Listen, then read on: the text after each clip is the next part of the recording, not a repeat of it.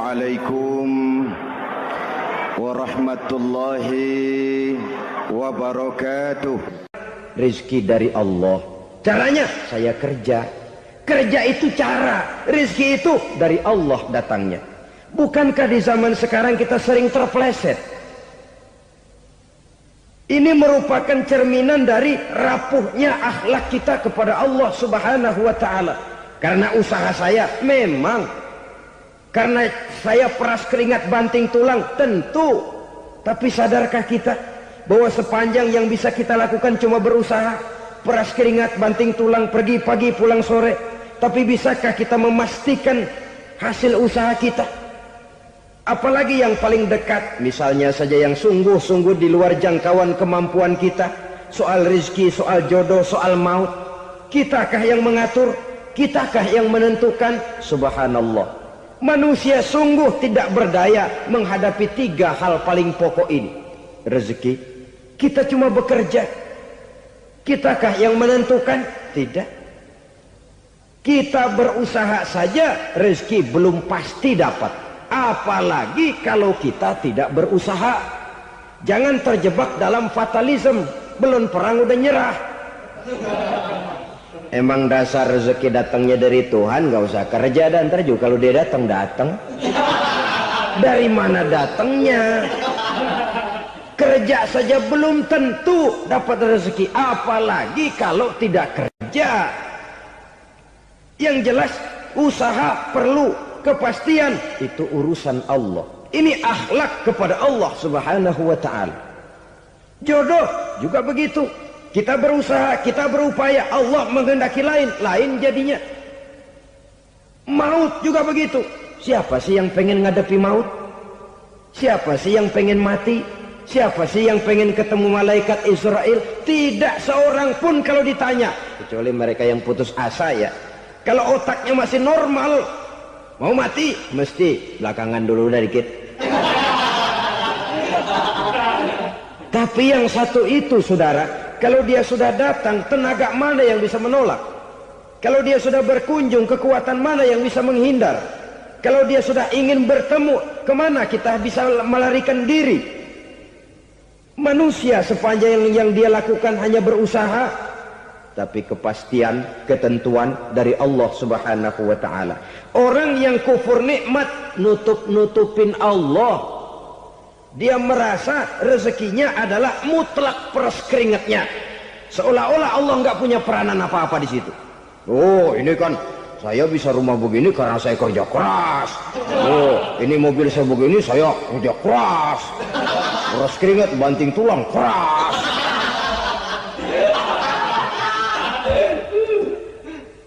Saudara-saudara kaum muslimin rahimahkumullah. Jadi menutup-nutupi Allah. Akibatnya nanti kalau dia berhasil, Allah ketutupan. Kalau dia gagal, orang lain dicaci maki, dicari kambing hitam. Yang kambing hitam kan mahal. Karena orang sering cari-cari kambing hitam. Jarang orang mau jujur kalau bertemu kesulitan lalu mencari sebab pada dirinya sendiri. Yang paling enak ya nyalain orang. Lo begitu. Orang lain yang paling enak kita salahin. Au ya'malu fi mukhalafatil mun'im, atau dia melakukan sesuatu yang tidak sesuai dengan kehendak yang memberikannya nikmat. Diberikan kita tangan, mulut sih nggak berhenti, terima kasih Tuhan, alhamdulillah saya dikasih tangan. Cuma nih tangan enteng mat nabokin orang mulu. Itu sudah mukhalafatul mun'im, bertentangan dengan kehendak yang memberikan nikmat. Diberikan harta, mulutnya mah basah, terima kasih Tuhan, alhamdulillah dikasih harta, tapi pelitnya minta ampun, kikir koret medit.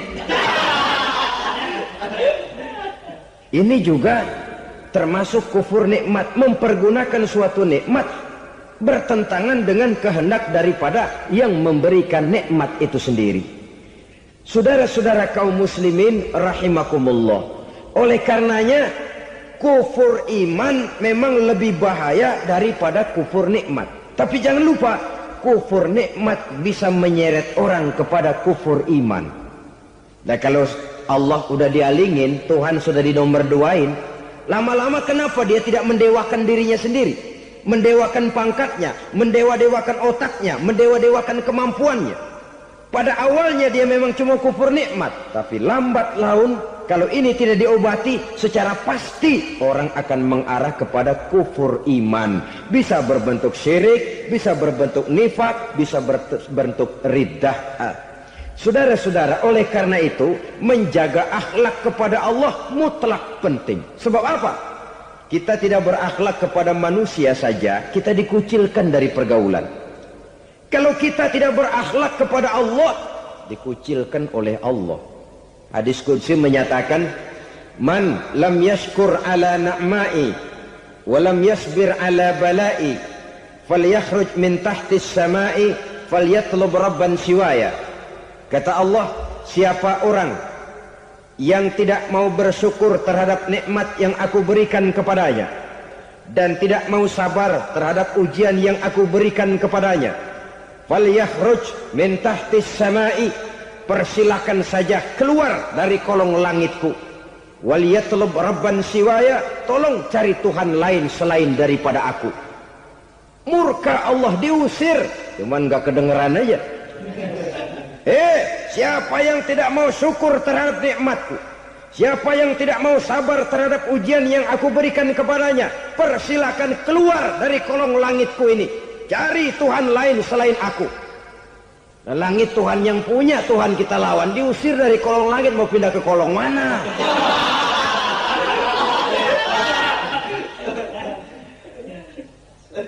Jadi jangan merasa kufur nikmat kan enteng. Iya, kelihatannya begitu, tidak sebahaya kufur iman. Tapi kufur nikmat ini merupakan anak tangga yang kalau kita sudah mulai naik, kita akan naik terus sampai kepada tingkat di mana kita mengalami kufur iman.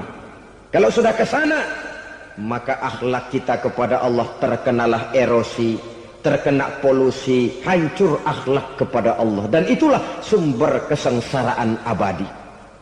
Kalau cuma kita tidak berakhlak kepada manusia, barangkali resikonya cuma kehidupan di dunia ini. Mungkin juga ada kehidupan akhirat, tapi kalau sudah tidak berakhlak kepada Allah, dunia akhirat kita rugi dan celaka. Maka pada kesempatan ini saya mengajak, marilah jaga baik-baik akhlak kita kepada Allah. Satu kali kita bertauhid, sampai mati kita bertauhid. Satu kali la ilaha illallah, jangan tergelincir lagi kita keluar daripada kalimat itu.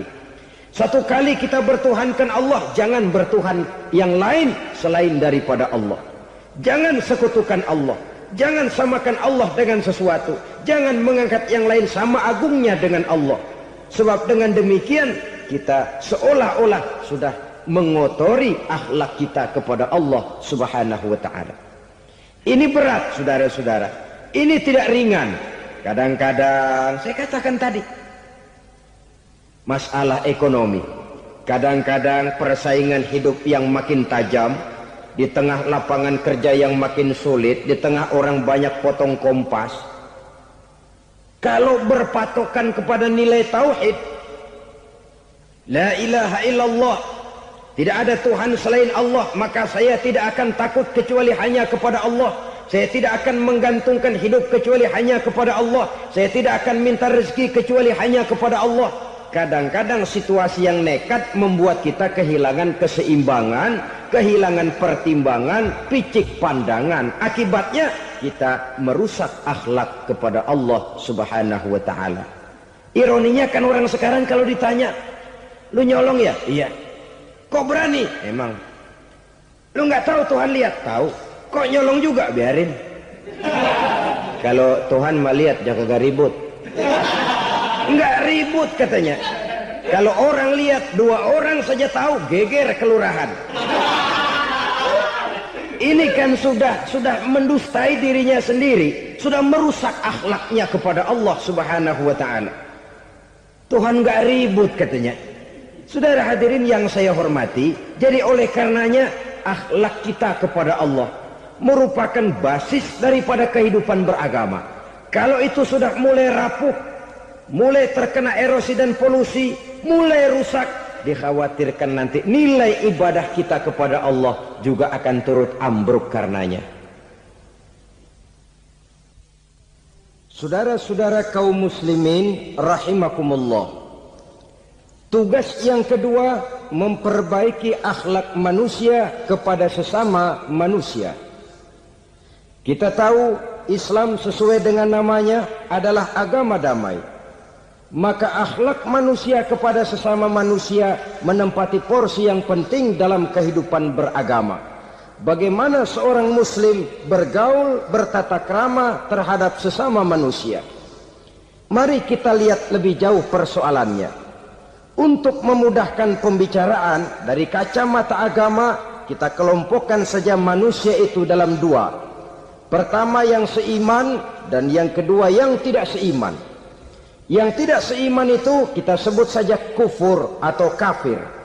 Nah, kepada yang kafir pun kita diajarkan untuk berakhlak, apalagi kepada yang memang nyata-nyata seiman, sekeyakinan, seakidah.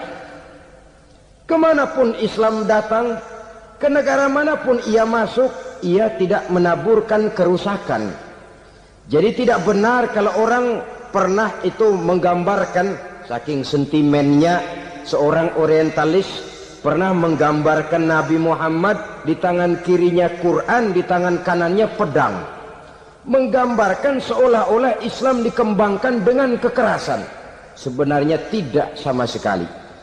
Kalaupun dalam sejarah perkembangan Islam pernah terjadi perang, maka perang dalam Islam sesungguhnya apabila kita amati sejarahnya bukan untuk memaksakan agama, karena memang agama tidak bisa dipaksakan, tetapi justru untuk mempertahankan agama dari segala macam hambatan, rintangan, hinaan dan fitnahan. Tapi kemanapun yang jelas Islam masuk, dia tidak pernah membuat kekacauan, kerusuhan ataupun penghancuran. Candi Prambanan bahkan dipugar, gereja-gereja tidak ada yang dihancurkan oleh umat Islam. Kenapa? Islam agama damai. Soal agama, soal lakum dinukum waliyadin, la ikraha fid din, qad tabayyana ar-rusydu minal ghayy. Tidak ada paksaan dalam beragama, sebab nyata yang benar dengan yang tidak benar. Belum pernah ada orang kafir masuk ke perkampungan orang Islam lalu dikejar-kejar, diteriakin kafir, kafir, sunatin.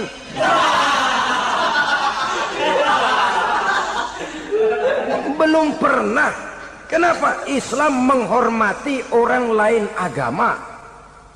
Nah, yang kafir ini macam-macam, saudara.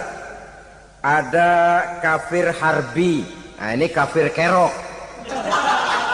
Ini kafir yang nyata-nyata memproklamirkan permusuhan kepada umat Islam.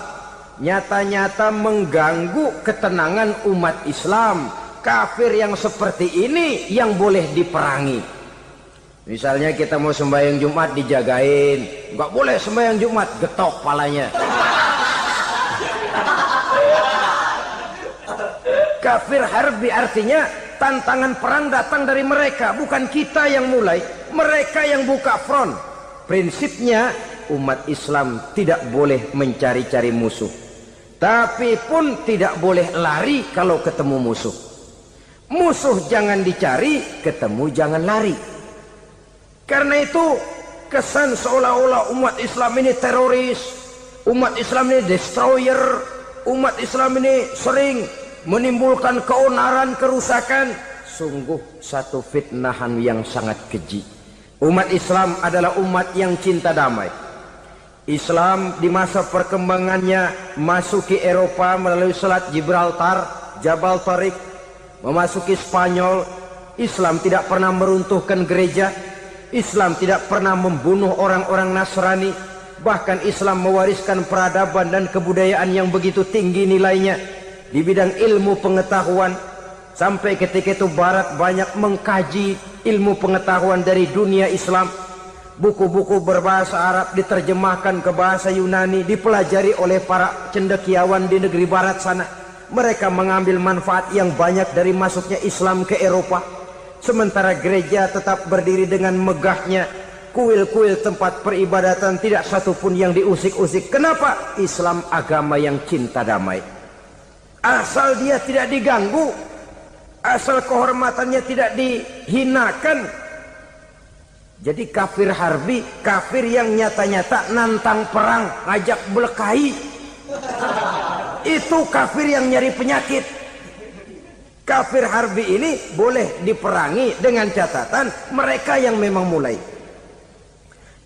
Yang kedua, kafir zimmi. Kafir zimmi, kafir yang hidup di tengah mayoritas muslim, tapi mereka mau hidup dengan aman, damai, tenang. Mereka wajib dilindungi. Bahkan Nabi pernah memberikan satu jaminan, man aza zimmiyan faqad azani. Siapa yang mengganggu orang kafir zimmi sama saja dengan mengganggu saya. Kehormatannya dijaga, harta bendanya dilindungi, anak istrinya pun dilindungi. Dan ini jadi kenyataan. Saudara bisa lihat di negara-negara yang mayoritas penduduknya beragama Islam, orang-orang kafir di luar Islam hidup dengan tenang, aman, damai. Di Saudi Arabia, di luar tanah haram, di luar Mekah dan Madinah, banyak orang-orang kafir mencari nafkah. Mereka tenang, aman, dilindungi undang-undang. Begitu di Mesir, begitu di negara Indonesia yang berdasarkan Pancasila ini.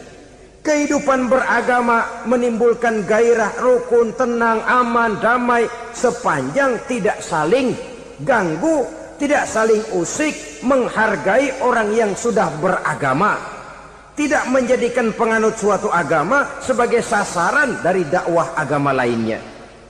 Saudara-saudara kaum muslimin rahimakumullah. Jadi memang oleh Al-Quran kita dianjurkan asyidda 'alal kuffar ruhama bainahum. Tegas kepada orang kafir, kasih sayang kepada sesama muslim. Tapi tegas bukanlah berarti marah-marahan, bukan berarti musuh-musuhan, bukan ngajaki perang. Tegas dalam arti punya garis tentang kehidupan beragama, lakum dinukum waliyadin. Soal kehidupan sosial, mari kerjasama. Bangun jalan, ayo rame-rame. Siskamling, mari bebarengan. Bikin puskesmas, mari sama-sama. Tapi kalau sudah soal agama, itu tidak perlu ada toleransi agama. Yang perlu toleransi antar umat beragama. Kalau umatnya mau kerjasama silakan, tapi tidak menyangkut soal ibadah. Jangan kerjasama di bidang ibadah. Itu kerjasama yang salah pasang, saudara-saudara. Sehingga dengan demikian, toleransi adalah menyangkut kehidupan antar umat beragama. Sedangkan agama sendiri punya kapling yang nyata. Sehingga dengan demikian, tegas kepada orang kafir dalam arti kita punya satu kepribadian. Tidak ngambang. Enggak, lalu kalau ditanya orang, sebenarnya agama lu apa sih? Gua mah gimana musimnya aja. Agama pakai musim kayak rambutan. Akhirnya ya begitu, musim-musiman. Ke masjid kelihatan, ke gereja hayo, ke candi nongol, ke apa? Bingung malaikat bagaimana nyatetnya nih bocah ini. Di mana aja ada. Kita punya satu kepribadian. Saya muslim dan garis saya ini, lakum dinukum waliyadin. Bagi Tuhan persilakan agama Tuhan, bagi kami agama kami. Kami hormati Tuhan, Tuhan hormat kepada kami. Tapi soal agama, kaplingnya jelas. Kerjasama, mari urusan muamalah, bidang sosial. Yuk kita siskamling sama-sama dengan orang lain agama. Mari jaga kerukunan, kesatuan, persatuan, kekompakan. Perbaiki jalan yang rusak, mari sama-sama. Mendandani jembatan yang runtuh, mari sama-sama. Tapi sembahyang, kaplingnya lain-lain. Sebab Nabi juga dulu pernah ditawarkan begitu loh, sama kafir jahiliyah dulu, Quraisy itu. Sudah Muhammad, sekarang begini saja, kita join aja daripada marah-marahan. Hari ini saya oke, menyembah Tuhanmu Allah. Besok gantian kamu menyembah Tuhan kita, Latta, Uzza, Manat dan Hubal. Turun, qul ya ayyuhal kafirun la a'budu ma ta'budun. Soal ibadah kaplingnya jelas, tidak boleh dicampur adukkan. Sebab kalau tidak, kita akan mulai kehilangan identitas diri. Dan disitulah krisis kehidupan keyakinan beragama dimulai dari krisis identitas. Hujan gede kan mulainya gerimis dulu. Di mana-mana ya gerimis dulu. Gerimis makin lama makin gede. Kita akan mulai dengan kehilangan identitas diri. Dari sana nanti kita malu mengakui keislaman kita. Kalau orang Islam malu mengakui keislamannya, ini kan ironi, menyedihkan. Ngakui Islamnya saja malu, menonjolkan keislamannya malu, tidak ada rasa bangga beragama. Padahal ini modal dasar. Hanyalah dengan rasa bangga beragama kita lalu konsekuen. Bangga yang tidak konsekuen, wah pokoknya kan gua kan Islam, agama yang paling benar. Tapi hidupnya sendiri jauh dari tuntunan Islam. Itu bangga yang tidak beralasan, bangga yang tidak perlu dibanggakan sebenarnya. Kebanggaan yang membuat kita konsekuen dan dekat dengan kehidupan beragama. Rizki dari Allah. Caranya saya kerja. Kerja itu cara. Rizki itu dari Allah datangnya. Bukankah di zaman sekarang kita sering terpleset? Ini merupakan cerminan dari rapuhnya akhlak kita kepada Allah Subhanahu wa ta'ala. Karena usaha saya memang, karena saya peras keringat banting tulang, tentu.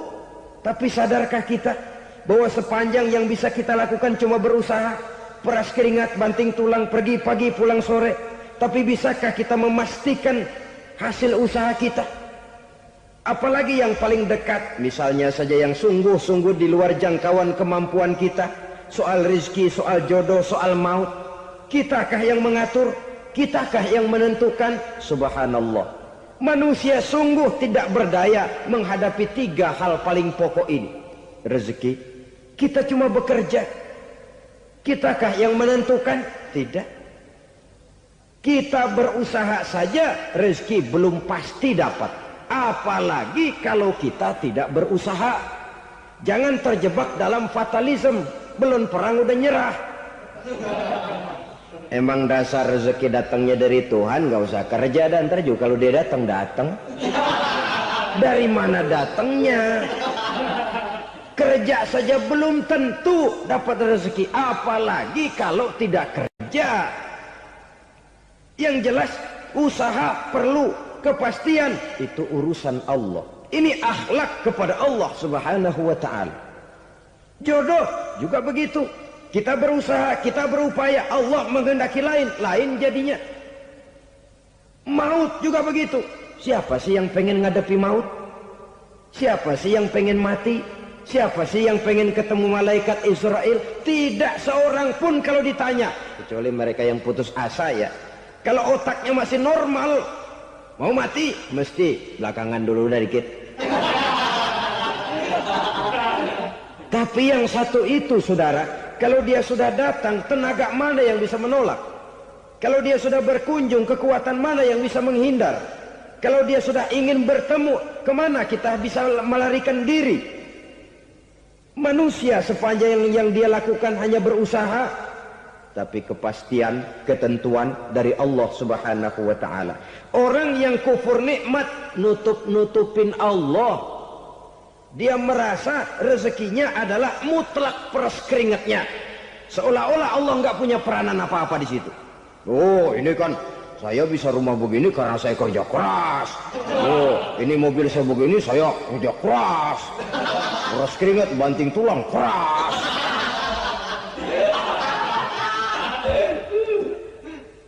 Saudara-saudara kaum muslimin rahimahkumullah. Jadi menutup-nutupi Allah. Akibatnya nanti kalau dia berhasil, Allah ketutupan.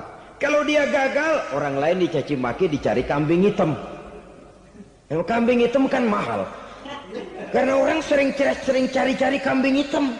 Jarang orang mau jujur kalau bertemu kesulitan lalu mencari sebab pada dirinya sendiri. Yang paling enak ya nyalain orang. Lo begitu.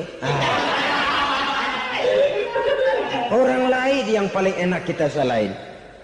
Au ya'malu fi mukhalafatil mun'im, atau dia melakukan sesuatu yang tidak sesuai dengan kehendak yang memberikannya nikmat.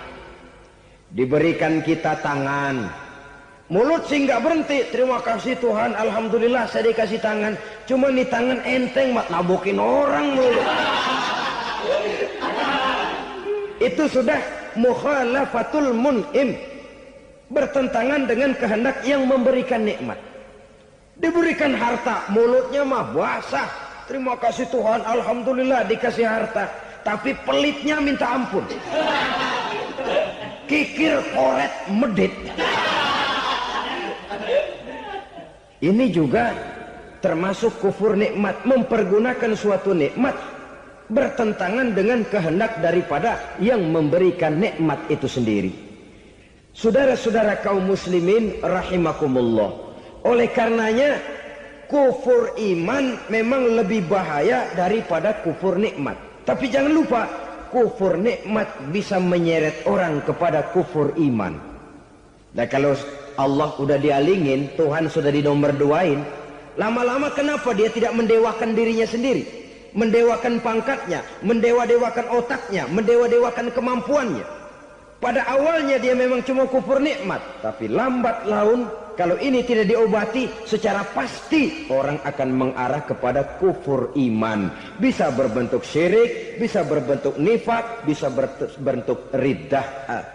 Saudara-saudara, oleh karena itu menjaga akhlak kepada Allah mutlak penting. Sebab apa? Kita tidak berakhlak kepada manusia saja, kita dikucilkan dari pergaulan.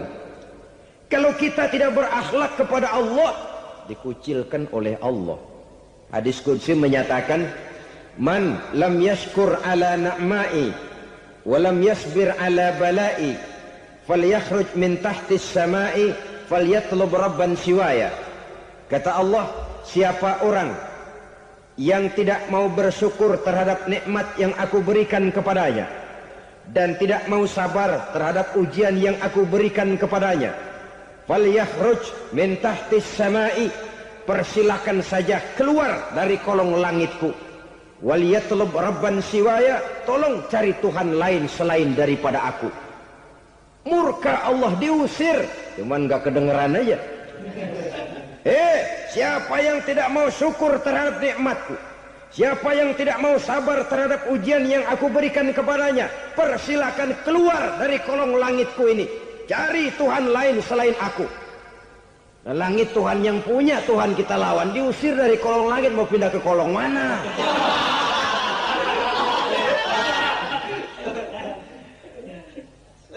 Jadi jangan merasa kufur nikmat kan enteng. Iya, kelihatannya begitu, tidak sebahaya kufur iman. Tapi kufur nikmat ini merupakan anak tangga yang kalau kita sudah mulai naik, kita akan naik terus sampai kepada tingkat di mana kita mengalami kufur iman. Kalau sudah ke sana, maka akhlak kita kepada Allah terkenalah erosi, terkena polusi, hancur akhlak kepada Allah, dan itulah sumber kesengsaraan abadi. Kalau cuma kita tidak berakhlak kepada manusia, barangkali resikonya cuma kehidupan di dunia ini. Mungkin juga ada kehidupan akhirat. Tapi kalau sudah tidak berakhlak kepada Allah, dunia akhirat kita rugi dan celaka. Maka pada kesempatan ini saya mengajak, marilah jaga baik-baik akhlak kita kepada Allah. Satu kali kita bertauhid, sampai mati kita bertauhid. Satu kali la ilaha illallah, jangan tergelincir lagi kita keluar daripada kalimat itu. Satu kali kita bertuhankan Allah, jangan bertuhan yang lain selain daripada Allah. Jangan sekutukan Allah, jangan samakan Allah dengan sesuatu, jangan mengangkat yang lain sama agungnya dengan Allah. Sebab dengan demikian kita seolah-olah sudah mengotori akhlak kita kepada Allah Subhanahu wa ta'ala. Ini berat, saudara-saudara. Ini tidak ringan. Kadang-kadang saya katakan tadi, masalah ekonomi, kadang-kadang persaingan hidup yang makin tajam, di tengah lapangan kerja yang makin sulit, di tengah orang banyak potong kompas. Kalau berpatokan kepada nilai tauhid, la ilaha illallah, tidak ada Tuhan selain Allah, maka saya tidak akan takut kecuali hanya kepada Allah. Saya tidak akan menggantungkan hidup kecuali hanya kepada Allah. Saya tidak akan minta rezeki kecuali hanya kepada Allah. Kadang-kadang situasi yang nekat membuat kita kehilangan keseimbangan, kehilangan pertimbangan, picik pandangan. Akibatnya kita merusak akhlak kepada Allah Subhanahu wa taala. Ironinya kan orang sekarang kalau ditanya, "Lu nyolong ya?" "Iya." "Kok berani?" "Emang." "Lu nggak tahu Tuhan lihat?" "Tahu." "Kok nyolong juga?" "Biarin." Kalau Tuhan mah lihat jaga ribut. Nggak ribut katanya. Kalau orang lihat, 2 orang saja tahu, geger kelurahan.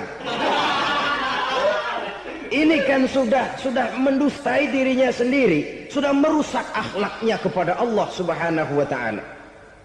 Tuhan nggak ribut katanya.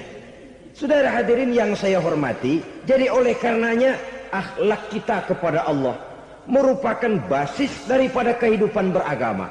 Kalau itu sudah mulai rapuh, mulai terkena erosi dan polusi, mulai rusak, dikhawatirkan nanti nilai ibadah kita kepada Allah juga akan turut ambruk karenanya. Saudara-saudara kaum muslimin rahimakumullah, tugas yang kedua memperbaiki akhlak manusia kepada sesama manusia. Kita tahu Islam sesuai dengan namanya adalah agama damai. Maka akhlak manusia kepada sesama manusia menempati porsi yang penting dalam kehidupan beragama. Bagaimana seorang muslim bergaul, bertata krama terhadap sesama manusia. Mari kita lihat lebih jauh persoalannya. Untuk memudahkan pembicaraan dari kacamata agama, kita kelompokkan saja manusia itu dalam 2. Pertama yang seiman dan yang kedua yang tidak seiman. Yang tidak seiman itu kita sebut saja kufur atau kafir. Nah, kepada yang kafir pun kita diajarkan untuk berakhlak. Apalagi kepada yang memang nyata-nyata seiman, sekeyakinan, seakidah. Kemanapun Islam datang, ke negara manapun ia masuk, ia tidak menaburkan kerusakan. Jadi tidak benar kalau orang pernah itu menggambarkan, saking sentimennya seorang orientalis pernah menggambarkan Nabi Muhammad di tangan kirinya Quran, di tangan kanannya pedang, menggambarkan seolah-olah Islam dikembangkan dengan kekerasan. Sebenarnya tidak sama sekali. Kalaupun dalam sejarah perkembangan Islam pernah terjadi perang, maka perang dalam Islam sesungguhnya apabila kita amati sejarahnya bukan untuk memaksakan agama, karena memang agama tidak bisa dipaksakan, tetapi justru untuk mempertahankan agama dari segala macam hambatan, rintangan, hinaan dan fitnahan. Tapi kemanapun yang jelas Islam masuk, dia tidak pernah membuat kekacauan, kerusuhan ataupun penghancuran. Candi Prambanan bahkan dipugar, gereja-gereja tidak ada yang dihancurkan oleh umat Islam. Kenapa? Islam agama damai. Soal agama, soal lakum dinukum waliyadin, la ikraha fid din, qad tabayyana ar-rusydu minal ghayy. Tidak ada paksaan dalam beragama, sebab nyata yang benar dengan yang tidak benar. Belum pernah ada orang kafir masuk ke perkampungan orang Islam lalu dikejar-kejar, diteriakin kafir, kafir, sunatin.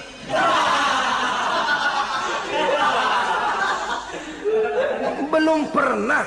Kenapa? Islam menghormati orang lain agama. Nah, yang kafir ini macam-macam saudara. Ada kafir harbi. Nah, ini kafir kerok. Ini kafir yang nyata-nyata memproklamirkan permusuhan kepada umat Islam. Nyata-nyata mengganggu ketenangan umat Islam. Kafir yang seperti ini yang boleh diperangi. Misalnya kita mau sembahyang Jumat dijagain, nggak boleh sembahyang Jumat, getok palanya. Kafir harbi artinya tantangan perang datang dari mereka, bukan kita yang mulai, mereka yang buka front. Prinsipnya umat Islam tidak boleh mencari-cari musuh, tapi pun tidak boleh lari kalau ketemu musuh. Musuh jangan dicari, ketemu jangan lari. Karena itu kesan seolah-olah umat Islam ini teroris, umat Islam ini destroyer, umat Islam ini sering menimbulkan keonaran, kerusakan. Sungguh satu fitnahan yang sangat keji. Umat Islam adalah umat yang cinta damai. Islam di masa perkembangannya masuki Eropa melalui Selat Gibraltar, Jabal Tariq, memasuki Spanyol. Islam tidak pernah meruntuhkan gereja. Islam tidak pernah membunuh orang-orang Nasrani. Bahkan Islam mewariskan peradaban dan kebudayaan yang begitu tinggi nilainya di bidang ilmu pengetahuan. Sampai ketika itu Barat banyak mengkaji ilmu pengetahuan dari dunia Islam.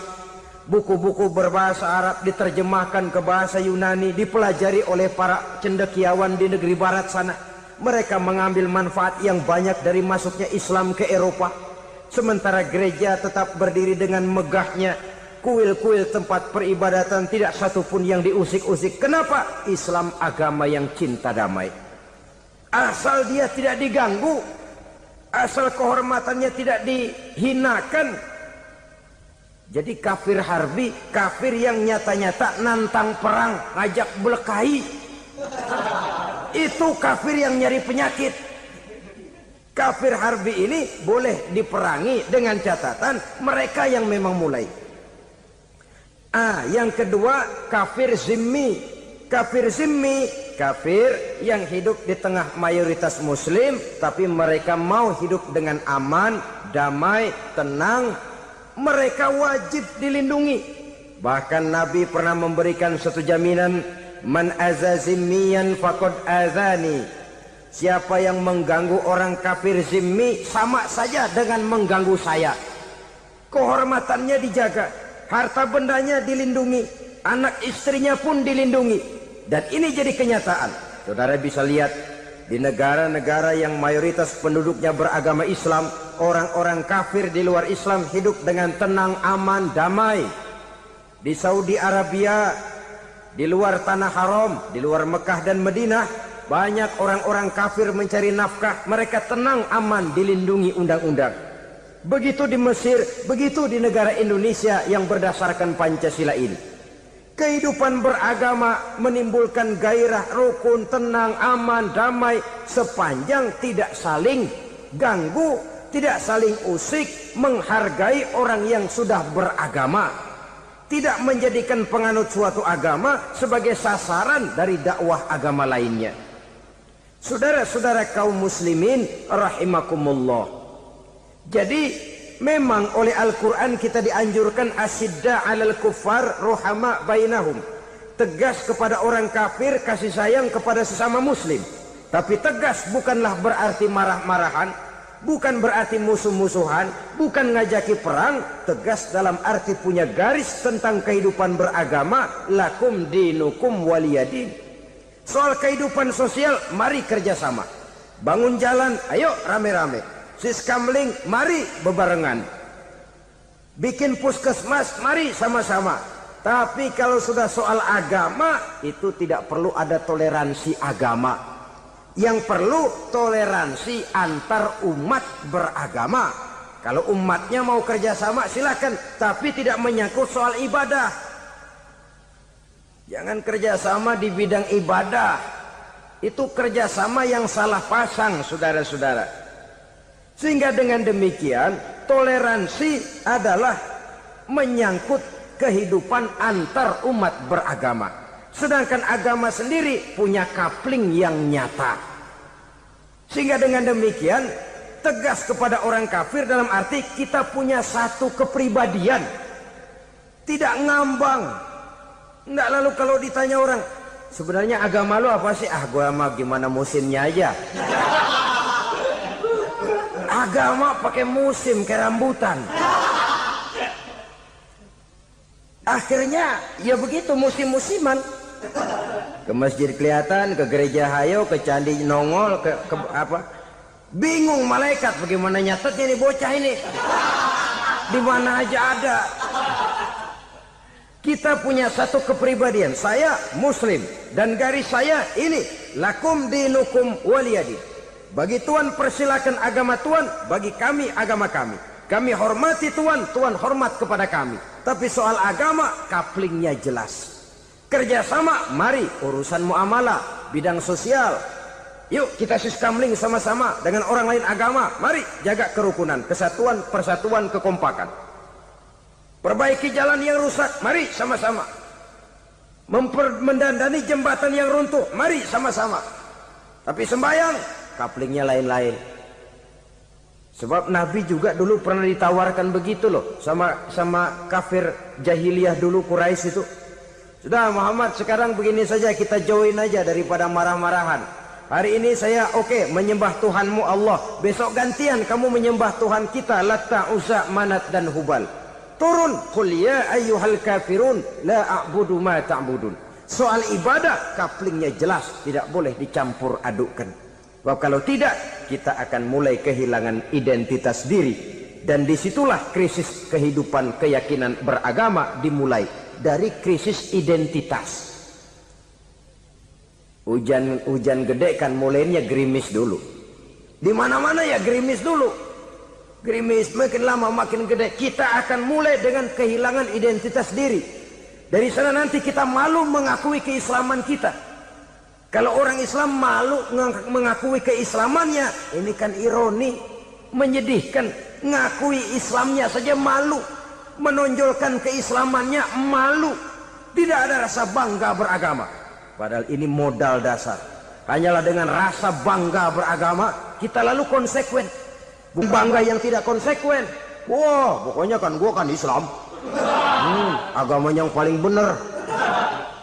Tapi hidupnya sendiri jauh dari tuntunan Islam. Itu bangga yang tidak beralasan, bangga yang tidak perlu dibanggakan sebenarnya. Kebanggaan yang membuat kita konsekuen dan dekat dengan kehidupan beragama. Rizki dari Allah. Caranya saya kerja. Kerja itu cara, rezeki itu dari Allah datangnya. Bukankah di zaman sekarang kita sering terpleset? Ini merupakan cerminan dari rapuhnya akhlak kita kepada Allah Subhanahu wa Ta'ala.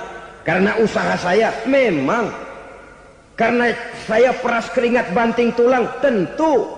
Tapi sadarkah kita bahwa sepanjang yang bisa kita lakukan cuma berusaha, peras keringat banting tulang, pergi pagi pulang sore? Tapi bisakah kita memastikan hasil usaha kita? Apalagi yang paling dekat, misalnya saja yang sungguh-sungguh di luar jangkauan kemampuan kita. Soal rezeki, soal jodoh, soal maut. Kitakah yang mengatur? Kitakah yang menentukan? Subhanallah. Manusia sungguh tidak berdaya menghadapi 3 hal paling pokok ini. Rezeki, kita cuma bekerja. Kitakah yang menentukan? Tidak. Kita berusaha saja rezeki belum pasti dapat, apalagi kalau kita tidak berusaha. Jangan terjebak dalam fatalisme, belum perang udah nyerah. Emang dasar rezeki datangnya dari Tuhan, gak usah kerja dan ntar juga kalau dia datang. Dari mana datangnya? Kerja saja belum tentu dapat rezeki, apalagi kalau tidak kerja. Yang jelas usaha perlu kepastian, itu urusan Allah. Ini akhlak kepada Allah Subhanahu wa Ta'ala. Jodoh juga begitu. Kita berusaha, kita berupaya, Allah menghendaki lain jadinya. Maut juga begitu. Siapa sih yang pengen ngadepi maut? Siapa sih yang pengen mati? Siapa sih yang pengen ketemu malaikat Israel? Tidak seorang pun kalau ditanya, kecuali mereka yang putus asa ya. Kalau otaknya masih normal, mau mati mesti belakangan dulu udah dikit. Tapi yang satu itu saudara, kalau dia sudah datang, tenaga mana yang bisa menolak? Kalau dia sudah berkunjung, kekuatan mana yang bisa menghindar? Kalau dia sudah ingin bertemu, kemana kita bisa melarikan diri? Manusia sepanjang yang dia lakukan hanya berusaha. Tapi kepastian, ketentuan dari Allah Subhanahu wa Ta'ala. Orang yang kufur nikmat, nutupin Allah. Dia merasa rezekinya adalah mutlak peras keringatnya. Seolah-olah Allah nggak punya peranan apa-apa di situ. Oh, ini kan saya bisa rumah begini karena saya kerja keras. Oh, ini mobil saya begini, saya kerja keras. Peras keringat, banting tulang, keras.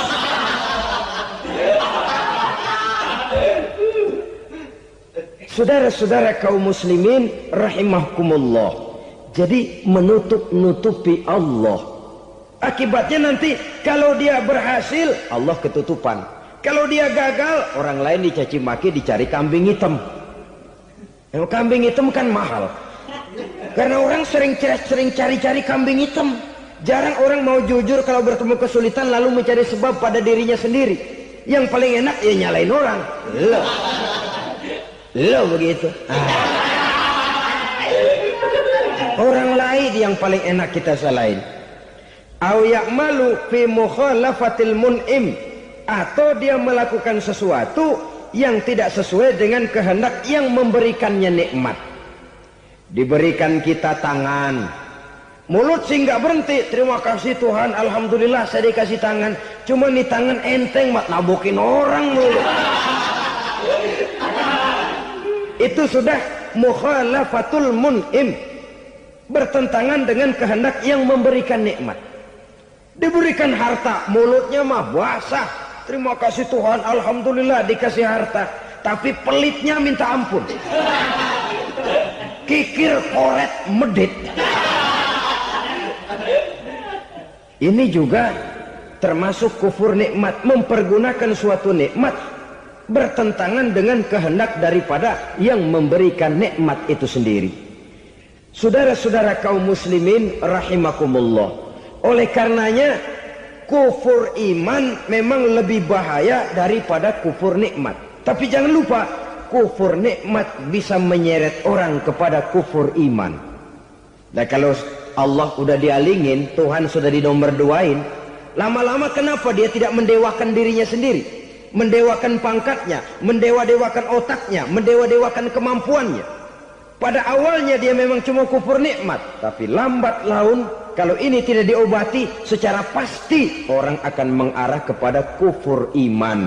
Bisa berbentuk syirik, bisa berbentuk nifak, bisa berbentuk riddah. Saudara-saudara, oleh karena itu menjaga akhlak kepada Allah mutlak penting. Sebab apa? Kita tidak berakhlak kepada manusia saja, kita dikucilkan dari pergaulan. Kalau kita tidak berakhlak kepada Allah, dikucilkan oleh Allah.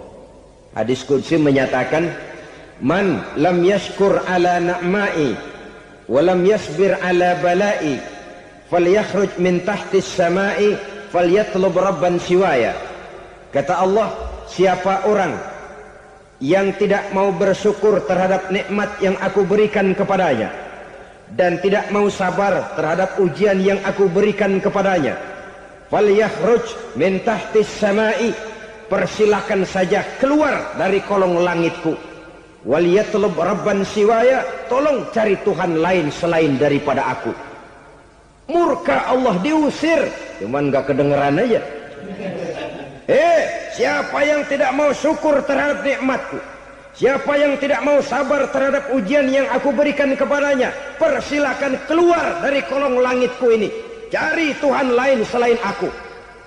Nah, langit Tuhan yang punya, Tuhan kita lawan, diusir dari kolong langit, mau pindah ke kolong mana?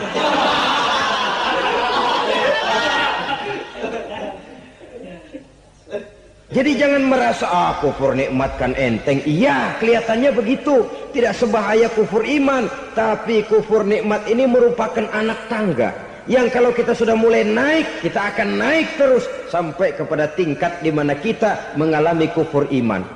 Kalau sudah ke sana, maka akhlak kita kepada Allah terkenalah erosi, terkena polusi, hancur akhlak kepada Allah, dan itulah sumber kesengsaraan abadi.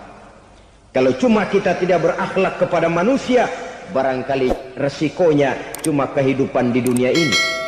Mungkin juga ada kehidupan akhirat. Tapi kalau sudah tidak berakhlak kepada Allah, dunia akhirat kita rugi dan celaka. Maka pada kesempatan ini saya mengajak, marilah jaga baik-baik akhlak kita kepada Allah.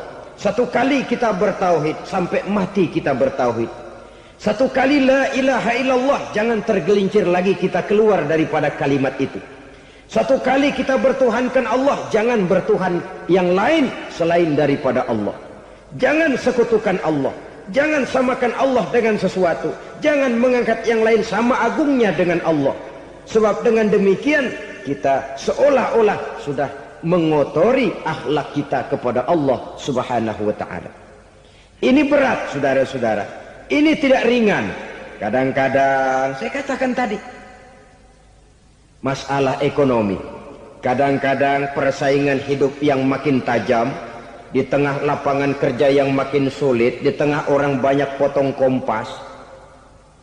Kalau berpatokan kepada nilai tauhid, la ilaha illallah, tidak ada Tuhan selain Allah, maka saya tidak akan takut kecuali hanya kepada Allah.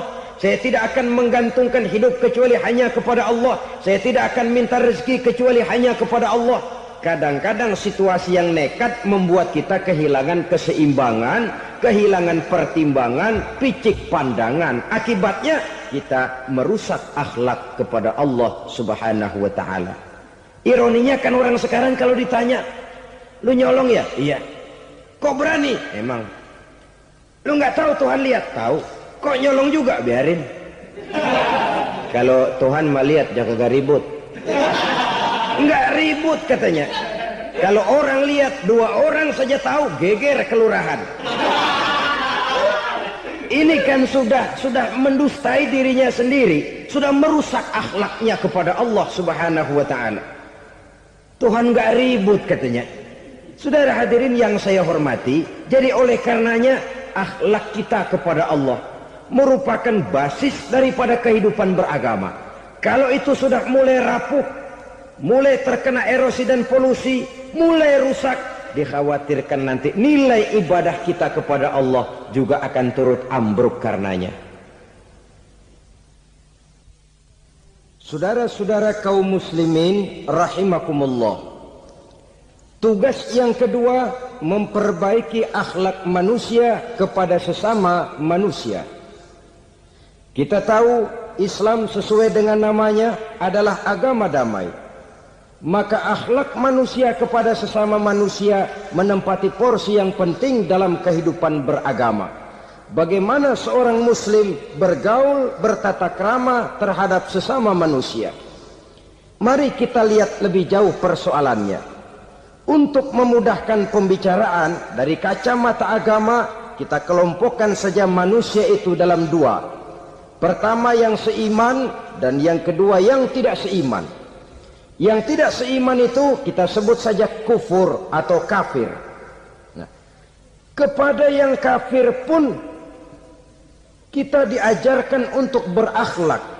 Apalagi kepada yang memang nyata-nyata seiman, sekeyakinan, seakidah. Kemanapun Islam datang, ke negara manapun ia masuk, ia tidak menaburkan kerusakan. Jadi tidak benar kalau orang pernah itu menggambarkan, saking sentimennya seorang orientalis pernah menggambarkan Nabi Muhammad di tangan kirinya Quran, di tangan kanannya pedang, menggambarkan seolah-olah Islam dikembangkan dengan kekerasan. Sebenarnya tidak sama sekali. Kalaupun dalam sejarah perkembangan Islam pernah terjadi perang, maka perang dalam Islam sesungguhnya apabila kita amati sejarahnya bukan untuk memaksakan agama, karena memang agama tidak bisa dipaksakan, tetapi justru untuk mempertahankan agama dari segala macam hambatan, rintangan, hinaan dan fitnahan. Tapi kemanapun yang jelas Islam masuk, dia tidak pernah membuat kekacauan, kerusuhan ataupun penghancuran. Candi Prambanan bahkan dipugar, gereja-gereja tidak ada yang dihancurkan oleh umat Islam. Kenapa? Islam agama damai. Soal agama, soal lakum dinukum waliyadin, la ikraha fid din, qad tabayyana ar-rusdu minal ghayy. Tidak ada paksaan dalam beragama, sebab nyata yang benar dengan yang tidak benar. Belum pernah ada orang kafir masuk ke perkampungan orang Islam lalu dikejar-kejar, diteriakin kafir, kafir, sunatin.